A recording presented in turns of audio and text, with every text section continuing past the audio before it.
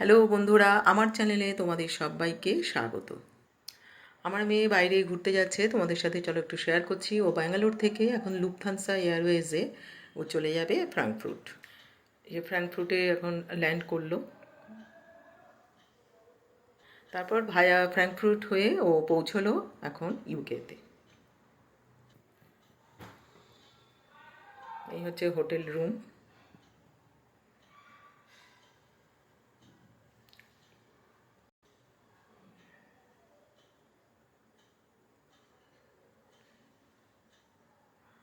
তো হোটেলে এসে এখন প্রথমে শ্যুট চলছে, একটু শ্যুট টুট চলছে।